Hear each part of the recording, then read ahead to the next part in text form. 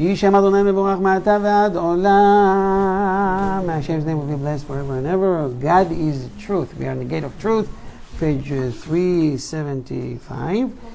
We are going to discuss about the 395.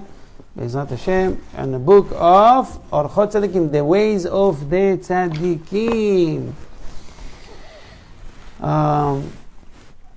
I want to start with saying Chazak u'Baruch and Toda Rabba to the Medina's family for holding the shiur, all the participants. It's a great thing to come on Tuesday evening after 9:15 p.m. People after a whole day working, and they still set a time to study Torah. This is a great blessing from Shamayim that Hashem will reward us Bezrat Hashem, and in heaven to see that the efforts we're making to learn the words of Hashem and to make ourselves better.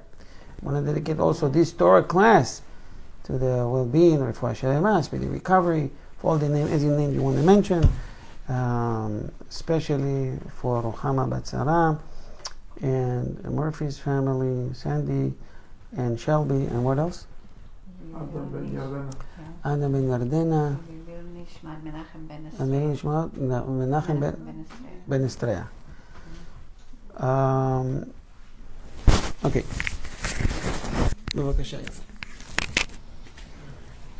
And the gematria of the word Ehyeh itself is 21, so that Ehyeh Asher Ehyeh, being understood as the compounding of Ehyeh, would in itself give the same result. Right. The word Ehyeh is a code. It's a code in the Tanakh.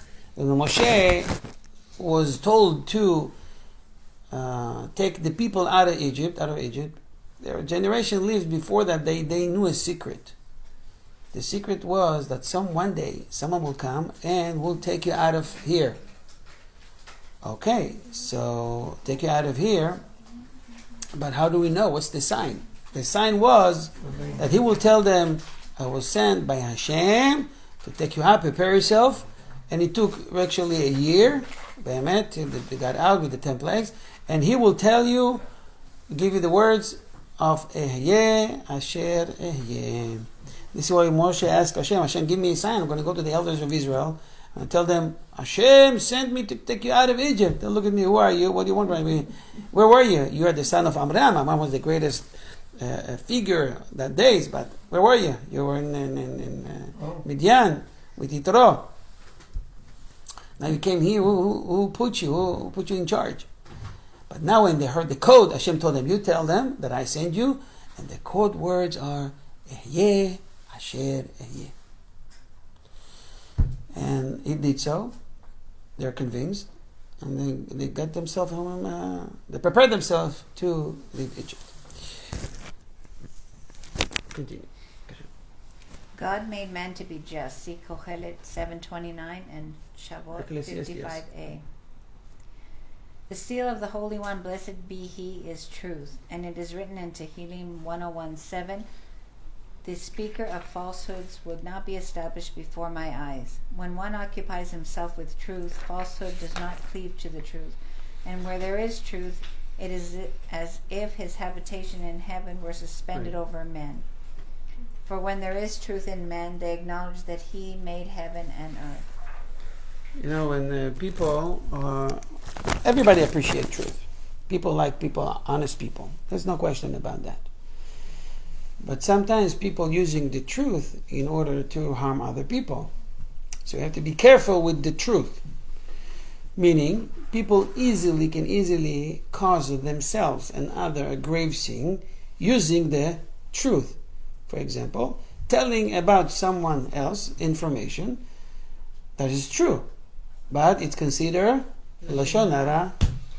Lashon Hara, gossiping, is considered, it's always the truth. Slander is the truth. I saw him doing so and so. He said so it was true.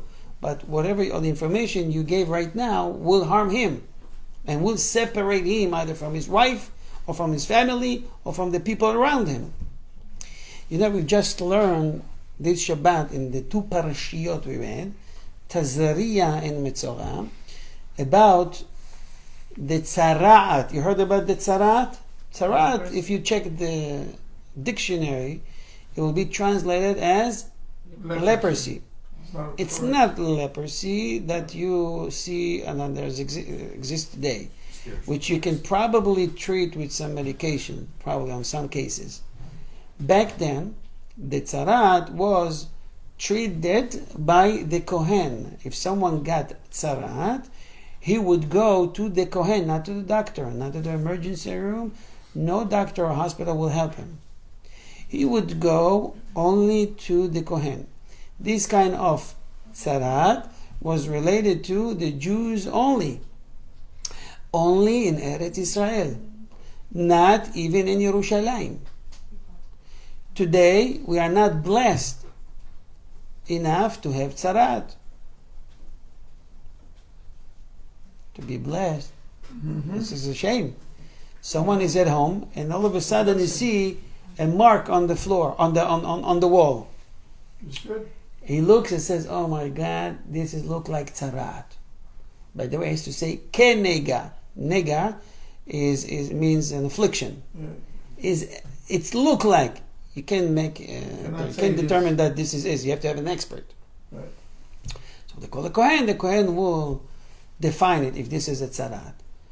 So if you don't get it, that this is because of you are talking too much lashon hara or doing other grave sins, it comes closer to you. It gets bigger and bigger, and then it goes to the clothing, and then it goes to the hidden parts of your body, and then if you still don't get it, it's going to be on the outside of your body, and you'll be ashamed to go outside, and so forth and so on. Today, we are not blessed or lucky enough to have tzara'at. Why are we not lucky enough? Because it means this is a sign from Shamayim that something is wrong, and you can fix it. Today, a lot of things happens to people, and they make no connection to what's really going wrong with their life. Because they sin, because they talk to lashon hara, they steal, they lie. What happened? Why is it happening to me? Back then it was easier. Oh, I have a problem. I'll go talk with the Kohen, with the Rabbi. I'll fix it. That's it. It's done. Today we have piles of problems that we don't know which problem relate to which sin. When we have Bet HaMikdash, when we had Bet HaMikdash, it was different. And it's interesting to see that the pasuk says, when someone see this affliction, this nega, he would says kenega. It's like a nega. Even if he is expert and he knows exactly that this is a nega, this is an affliction, he cannot say. He should say like. The only one who will determine that would be the Kohen. You think that wearing masks, it's The Kohen is like a doctor. No, he's not a doctor. He is an expert in this kind of signs. He will examine the size of it, where it appears, the depth of it, and so forth and so on. Sometimes the Kohen himself is not so expert. He has to consult with a rabbi that is expert, which is fine. But even if the rabbi says it's a nega, nothing happens till the Kohen will say it. It has to come out from the mouth of the Kohen, of the priest. So, yes. So leprosy is contagious. Mm-hmm. So the zarat is not contagious. It's not. But, I just said before, you think wearing mask is something new? 2020, 2021? No.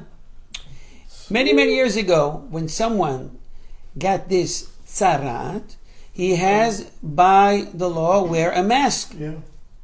And he has to go outside of the camp.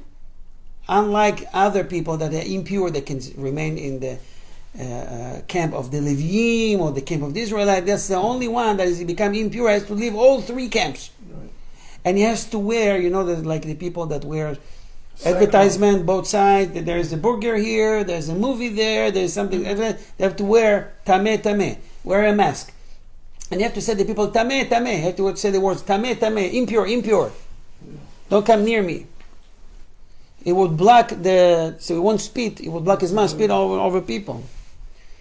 You said lashon hara, gossip, talking slander. you cause people to become separate from that person, you're going to be separate now. You're going to feel now how is it to separate between people. So we had to go there for some days, sometimes it's even longer, and the process was to come back, and they will guide him and instruct him what needs to be done. He have enough time to think with himself about his bad behavior. So the question we should all ask ourselves is very simple. If you look at the Rashi, the commentary, you see that the commentary over the pasuk that says, when the people of Israel will enter the land of Israel, Hashem says, I will bring the nega, the affliction of tzarat, over them. So Rashi points out, and other commentators, it was a blessing from Shamayim. Why? Because the people that lived before in their house, they hid a lot of treasures in the walls. They plastered it, they painted, no one can find. Now, because of the nega, they have to break the wall and they found treasures. It's a nice story. It happens. It really happens. It's good, it's great. But the Torah is internal. What am I going to do with the information about our forefathers that found treasure in the world? How is that related to me today, 2021? Or 2025, or till Mashiach comes?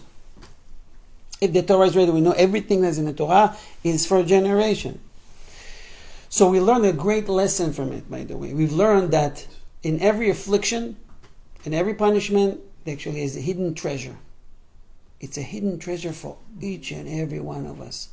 It's the way we look at things, the way we accept things, the way everything is. For example, you hear rabbis talking about we putting masks because we're talking too much lashon hara. Back then, think about it.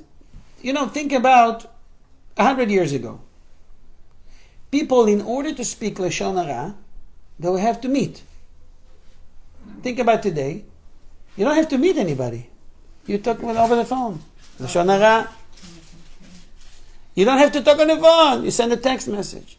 You don't have to text message. You take a video. You embarrass someone, and it's all over the world. All of a sudden, you see someone that failed, something that he did that embarrasses him is all over the news. A guy from, Guatemala. I have nothing to do with Guatemala. And you see it now, live. You have TikTok, Facebook, what else? The names? Give me the names. Instagram. Huh? WhatsApp. And all the names. Everybody. More and more ways to share the embarrassments of other people. The expectation from Shamayim is, on the contrary, use this power, Facebook, WhatsApp, to share Torah, share positive things. So today, lashon hara is in a higher, very high level. So most of the rabbis point out that the fact that we have masks, it's a sign from Hashem. Keep your mouth closed. Watch the way you talk. Social distancing. All you see, it's very much close to wisdom. So the Torah teach me about an affliction and a negad in Israel. We have to break the wall and find treasure. It's related to me today. You know what? I have another lesson for you. I had a question. The Talmud in tractate Brachot, page 60b, Brachot of Samech Amud Bet, at the very end, and the next page, Samech Aleph, Samech Amud Bet, talks about a very famous story about Rabbi Akiva. He's going, probably with some students, to from place to place, and he got to a place that was already dark, and he wanted to stay. Rabbi Akiva is very famous these days, especially he lost 24,000 students. Most of the oral Torah we have today is from Rabbi Akiva. So Rabbi Akiva was looking for a place to stay, for a motel. It was dangerous out there. And knocking on the door, going to the first motel, we booked. Second motel, we booked. He went to boutique motels, booked, everybody booked, no one accepted him. He knocked on people's doors, opened the door. Yeah, I see a rabbi here. I'm sorry, we can't accept you. Every time he get denial, Rabbi Akiva responds with the most famous words that was related to Rabbi Akiva. Hakol letova. Everything is for the best. Hakol, everything is for the best. The students probably were nervous. Rabbi, it's getting cold. Everything is for the best. Hakol letova. It was very famous of his saying, Kol man de'avid rahman letav avid. It's Aramaic. Everything that Hashem does is for the best. Hashem, the best. The sun is down, dark. What's the best? Going to sleep outside on the street. Hakol letova. Everything's for the best. He eventually figured that they have no place to stay overnight. Wow. So he has to sleep in the field. Imagine to yourself, someone comes here to Dallas, the book is going to sleep either in the car or outside on the grass. There's no person. Imagine that. Rabbi Akiva, the great Rabbi Akiva. He has a donkey with him, he has a candle, and he has a rooster. He always has a rooster. That was, back then, the alarm clock. Candle, so we can see what's going on, to use it for light, and the donkey to ride on. So he didn't want to go too far from the village, from the city, because it was too dangerous. So he was, a few yards, 100 yards away from the houses, on the field, still on the field. And he says everything is letova. He starts camping. He's preparing himself for night sleep, and then he tried to turn on the light. And wind came and blew it. And try it again and blow it. Every time, people, when they try, one of them, come on, what's wrong with me? This place is cursed. They're going to say all the bad words. Rabbi Akiva, he comes. Hakol letova. Everything is for the best. Hashem, you don't want light? No light, that's okay. Hour later, you hear noises. No less than a cat fight with his rooster, eat the rooster. Gone, I have no alarm. No more alarm. 2 hours later, you hear a lion came, broke the back of the donkey, and ate it. Rabbi Akiva, alone in the field, no lights, no rooster, no donkey. And every time he says, Hakol letova, everything is for the best. A few hours later, in the middle of the night, Romans came. It was a legion came to that place. And they killed many. They took everybody in captivity. And obviously, they missed Rabbi Akiva. Rabbi Akiva turned to the student in the morning. He says, you see, if I have a light, people will notice me. The soldiers will notice me. If they hear the rooster or hear the donkey, they will notice me. I will be either get killed or be in captivity, man. Be captured by them. You see, I told you, everything is for the best. So Ben Ishai asked about that. He says, why did the Gemara have to tell me that we know what's new? Rabbi Akiva always on a daily basis told to his student that everything that happens to us is for the best. Why even now to say, I told you, and he told the student, I told you. So Ben Ishai says in the book of Ben Yehoyada, it's a book, it has 4 parts of Ben Yehoyada. It's a book that Ben Ishai, 100-something years ago, he taught every morning. It's a commentary about the Agadot of the Talmud. From the Talmud, all the stories of the Talmud, he interpreted in a very Kabbalistic way. Anyways, so he says, Rabbi Akiva is teaching his students a lesson. He's telling them, you know why we were saved? Because I was saying all day, all the time, hey, this is happened for it happened for the best. It happened for a good reason. Hashem knows better than me. And we relate it to the affliction on the wall, the nega on the wall. Why you have to say kanega? It's like an affliction. You see it's an affliction. You see it's a mark on the wall. Because you can still have time to do teshuvah before the Kohen comes and tell you this is a problem, what you have on the wall, on the clothing, or on your hands or your face. If you accept it as a sign from Hashem, you learned your lesson, it's enough. But if you're still, playing games, or you don't believe that this is just a sign from Shamayim, it's considered for you as a nega, and it will be a nega. So what's the key? The key is the acceptance. You learn the lesson, it's a sign from Shamayim. Hashem says, you learned the lesson. I'm removing it from you. Rabbi Akiva actually taught his students, and he taught us, everything that happens to us on a daily basis, it's for a reason. Everything happens to us. It's letova, for the best. Even God forbid the most horrible things that happens to a person, this is for a reason. Either in order to atone for sins you're doing right now, or from the life before. Because Hashem, He runs the world, not you. And by complaining is like telling Hashem, I think you messed up here. You did wrong. I don't know if you know your job. It's saying it without saying it. So instead of digging into our own actions to see what we can rectify and fix, we're wasting our time with complaining. But if we know that everything that happens to us for the best, we know how to accept, and we know how to fix and rectify, and we move on quickly. Questions? I had a question, but I don't know if it's still relevant today, connected to the first topic. My cousin called me today, and they talk about like Lucian Hara. I did not interact, but I just listened to what he said. Is that am I included in the Lucian Hara? Okay, that's a good question. So Esther is asking, what if someone talks Lashon Hara and I just listen? I didn't say anything.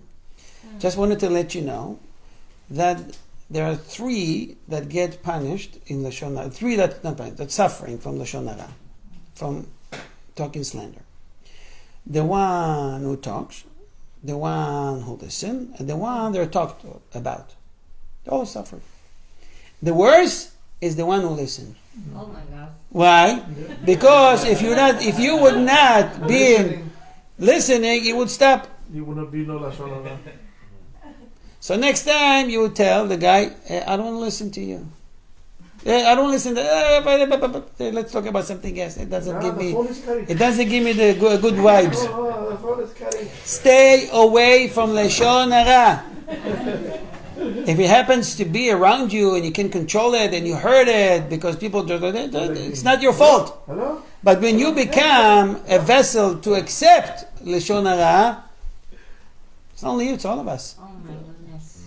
That's a grave sin. You listen, It is. even if you don't make comments. If I don't, Of course. I did not make any comments. Of course. I just listen. Because you let him talk. Just by listening, you let him talk. You let him continue and continue and It continue. takes courage to say, I'm sorry, I don't want to speak ill of someone. It takes courage because... It's true, but think about yourself and your Olam Haba. Think about your Gan That's Eden. why I'm really worried. How will I stop? By the way, I timed it. It was 2 hours. Oh my goodness. Yeah, because she called at 11 and you ended your conversation at 1. Is guilty the one who hold the leg, like the one who killed the cow? So I'm guilty too because I was listening but the other side. So, next time, listen, you learn now your lesson, you learn the halakha. From now on, you know why we have this, what do you call this? Earlobes. Earlobes. In order to block it. See? Don't show you nada. I was really. One day, it's good to say it like this. One day, my mom and I were talking. No Lashon Hara. Yeah, Lashon Hara. Don't do Lashon Hara. Yeah, and I said, Mom, don't do it because what you work so hard to do mitzvah and it will be given to the person that you hate. So we cut off the conversation right away. That's Lashon Hara. Yeah. They're saying in other books, I don't want to discuss it now, but what you mentioned is from the book Chovat Alevavot, the duty of the heart. And it's there saying that if someone speaks about someone else, Lashon Hara, some of your mitzvot is going to him. If people are talking about you and against you, Lashon Hara, you're gaining the benefit of his mitzvot, going to you. And you work hard. So, don't talk about other people, move on to the next topic. And only good things. Even with care. Even with care, because sometimes talking good things about someone can cause lashon hara. Yeah. So you have to distinguish between the people, which one you can say good things.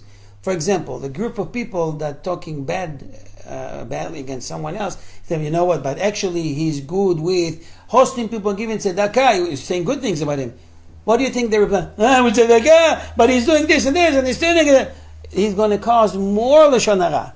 So it depends with whom you're talking and to whom you're saying the good things.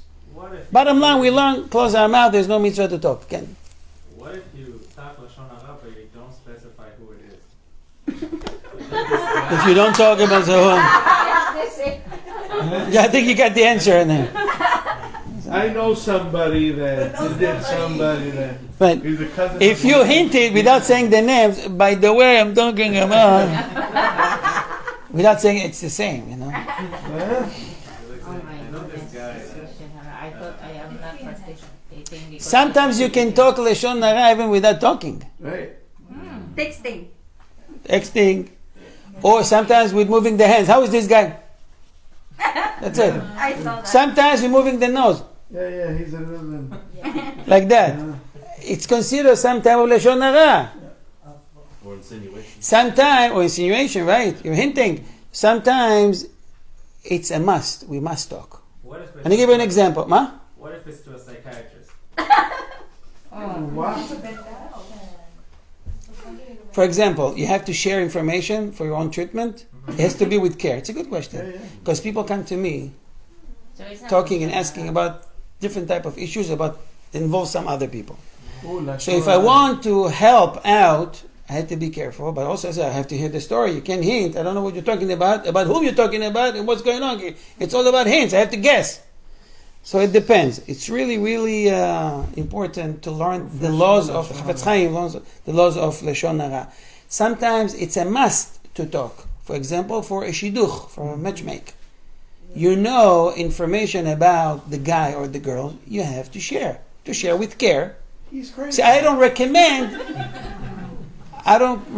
because I won't say Lashon Hara, but he killed 2 people already. So. But you know, No, whatever. You have to say. it's good to No, listen normally. sometimes. Huh? It's good to listen because you will be aware of. Like for example, in that area, there's someone who is one who. So, someone wants to engage in business with someone, and then they want to ask you, Wow. should I do business with so and so?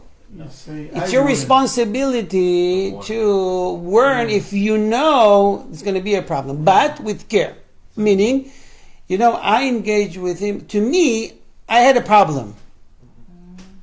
You can't say he's a big troublemaker. I had a problem with him. Now let him decide what he wants to do. But just to put a stem on someone, this guy is, Can we just do disqualified. That? The Okay. guy is like this. So you can say your personal. Ma? Sorry, say it You again? can say your personal experience, but not what you heard. Even that we should be with care. So you can say short, brief, and to the point. I can tell you one thing that I had a bad experience. That's una rata. To prevent the loss. You have to of careful what you word. Remember when they asked Chafetz Chaim when he comes, I think it was related to Chafetz Chaim. They asked him when he comes on a raining day to the house. He just took off his jacket. He put it on the hanger. He said, "It's raining outside." He told them when I was outside, it was raining. He didn't say yes. Yeah. When I was outside, it just happened 10 seconds ago. Yeah. Maybe if this 10 seconds there's no rain, there's rain. He says yes, and it's a lie. There's no raining anymore. So he said, when I was outside, it was raining. You see how our sage was careful with the words that came out of their mouth. Because every word counts. It says that we will be judged for every word we said, even a small talk between a husband to his wife. You said that to prevent financial loss to someone, to a friend, you could say something bad about someone else. Yeah, if they're a crook. If you need to prevent some financial loss or loss. It's a mitzvah for you. You must. It's a must. You have to tell them. this is going to be a problem. It's not You can something even that you can be even your own initiative. You should go to, even you were not asked. Tell them, I just want to tell you because you huh? A crook or a criminal? So even with that, you have to go to that person and tell him, I want to warn you because I had an issue with so and so. Even if it's not personal, let's say you know that he's going to be a partner of this guy, but this guy stole money from that guy, but you know that he can cause him a big damage. This need to be with care. Consult with the rabbi. This is very interesting topic. I know you're going to have a million questions. It's not our topic today, but the halacha is we should avoid talking lashon hara, and even if you want to warn someone, it should be with care. That's it. So it's about like news. It's a problem. News. It's a problem. News. It's a big problem. What do you think? It's a big problem. It's all about this lashon hara, and so gossip, that's treat it. Look at it that way. See, think about it that way. Saying, I wanted, if I want to have a business, I really wanted people to warn me. So you should care about your friends' belongings or property, at least the same you care about yourself. Okay, I think we'll stop here because we're getting late. Okay. Any more questions? That's all. That's what BBB stands for, huh? I don't want to talk Lashon Hara, but it was a great class. When I was in the classroom, it was a good class. Hashem, say hello. On behalf of Ohev Israel Foundation, I want to thank everybody for participating in the Torah class. Please send it to other people. Please go to our website and show us your support and help Ohev Israel Foundation with your donation. Toda Rabba. God bless you. See you here. Be'ezrat Hashem. God willing, next week. Amen. Amen. Amen. Sure,